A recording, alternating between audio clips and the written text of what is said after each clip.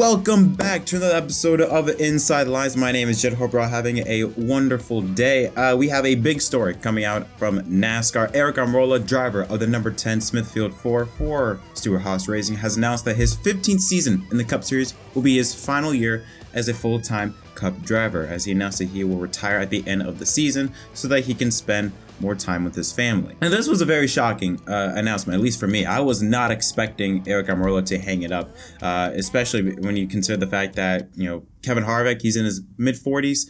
I thought, if anything, he would be the first driver to retire from Stewart-Haas, not Aric Almirola. But like I said, he wanted to spend more time with his family. He's had a very solid career in NASCAR. I mean, 3 wins in the Cup Series, 3 wins in Xfinity, and 2 wins in the Truck Series. He's been a very solid driver. He's been a top 10, top 12 driver, I feel like. He has had a very roller coaster career when you consider the fact that he came in as a developmental driver for DEI, Earnhardt Incorporated, then, had been dropped after that team fell, and then he had to work his way up back again from the bottom in the Nationwide Series, or back then it was called the Nationwide Series, driving for Phoenix Racing and other small-time teams. He then became a relief driver for Hendrick Motorsports in 2010, was able to drive in the Truck Series for Billy Bailu Motorsports, was able to score a couple wins, then was able to get some races in for Richard Petty Motorsports, went over to Junior Motorsports, then was able to get a ride back into Cup Series with Richard Petty Motorsports, and had for the equipment that he was in, he was pretty solid, had some really strong runs, ended up injuring his back in 2017, then moves over to Stewart-Haas Racing in 2018, gets his second win of the season at Talladega, and then last year winning at New Hampshire in what was, in my opinion, the most random race winner of the season, considering the fact on how horrible SHR ran for Aric Almirola to pull off that win in very impressive fashion. I think should highlight the fact that Aric Almirola was a very solid driver and one that deserved to be in the Cup Series, in my opinion. Now, yes, I know we have to talk about this is Aric Almirola. This is, his final season, but now we have to understand the future of SHR and who will replace Aric Almirola in the 10 car. What's very interesting about this announcement is that it's good timing. Just last week or so, Ryan Preece was announced that he will be SHR's reserve driver, or their backup driver. This is setting up to be Alex Bowman all over again. If you remember, in 2016, Alex Bowman, he was there to fill in the role for Dale Earnhardt Jr. when he was going through his concussion-like symptoms. And Alex Bowman was considered to be a type of guy that he had talent, or at least he could get the job done. He just needed the right equipment. And now look where he's at. He won 4 races, I think, last year for Hendrick Motorsports. And he's proven to be he can be a multiple-time winner with that team in the Cup Series. We could see the same thing happen at SHR. Now, a lot of people assume that Ryan Preece would be replacing Kevin Harvick, considering the fact that Kevin Harvick was probably going to be in the Cup Series for 2 or 3 more years, and then Ryan Preece would take over the 4 car. Now with this, SHR, or with the 10 car now opening up, Ryan Preece will more than likely fill that spot. Now, I'm not saying we're going to see the same success that what we saw with Alex Bowman at Hendrick Motorsports, but it is kind of the same background story. He's another driver. Ryan Preece is another driver with a lot of talent that hasn't had the right equipment underneath him. Now he's going to have an opportunity more than likely when he fills in the 10 car next season. Now, I say more than likely, that does not mean confirming. Because, again, one thing we have to also consider is sponsorship with Smithfield. With Smithfield, it took them such a long time for them to announce a renewal for SHR. And I think they only renewed for this season only. So whatever happens past 2022 is up in the air. If Smithfield returns to the 10 car, regardless of who's the driver, if they're going to stick with the 10 car, then Ryan Preece will fill that spot 100%.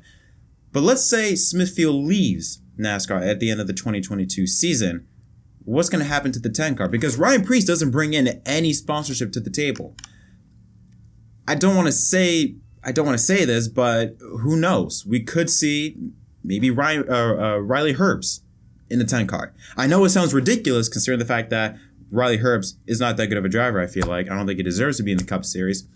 But he does have sponsorship. And we've seen drivers with no talent, or I shouldn't say no talent, but that don't deserve the ride be put in that ride because of sponsorship. So it could be another situation of that as well. Or SHR could just go completely off the rails and go somewhere else entirely and find another driver that has sponsorship or is able to bring some money to the team and to the 10 car specifically. So that's why I'm sort of a bit hesitant.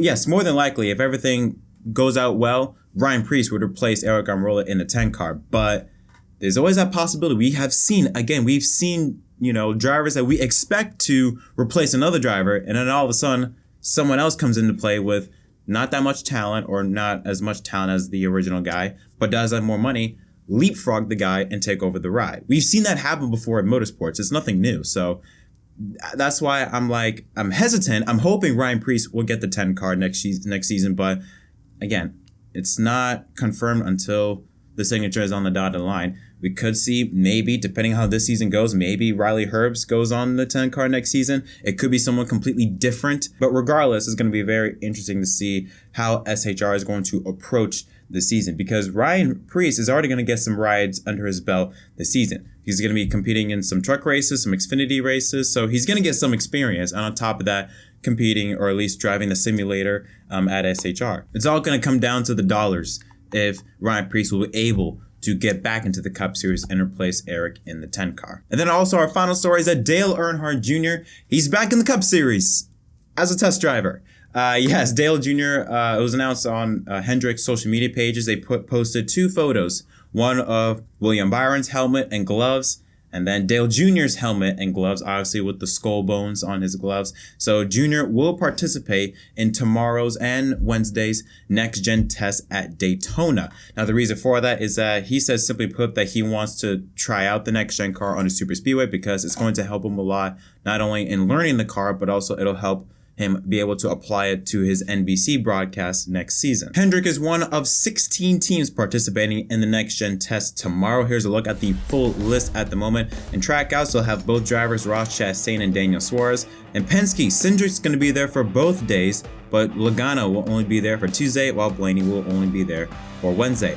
RCR will bring just one car to Daytona, Austin Dillon on Tuesday and Reddick on Wednesday. Hendrick will have Byron and Jr. for both days. Brad Keselowski will be there for both sessions with his own team at RFK Racing. Spire will have Corey LaJoie. JGR will have Denny Hamlin and another driver to be announced. Colleague will share one car with Justin Haley and Daniel Hemrick. 2311 Racing will have Kirk Busch. Hessenberg Motorsports will have Jacques Villeneuve behind the wheel for both days. Wood Brothers Racing will have the rookie Harrison Burton. Michael McDowell will share the ride with Todd Gilliland at front row. Petty GMS will make their announcement soon. GTG will have Ricky Stenhouse Jr. behind the wheel. MBM Motorsports will have Timmy Hill.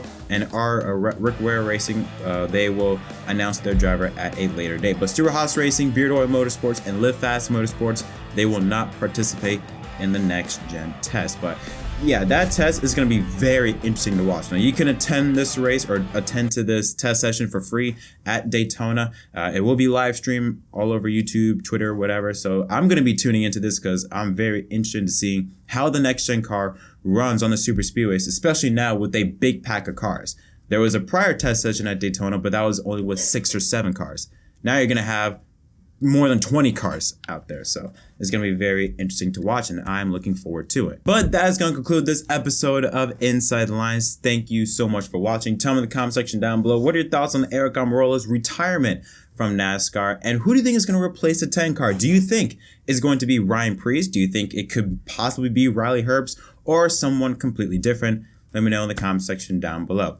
But until next time, my name is Jett from MDK. Don't forget to leave a like and subscribe for more content. Use code RGN at checkout at gfl.com to get 10 to 30% off your next purchase. And until next time, I'll see you later.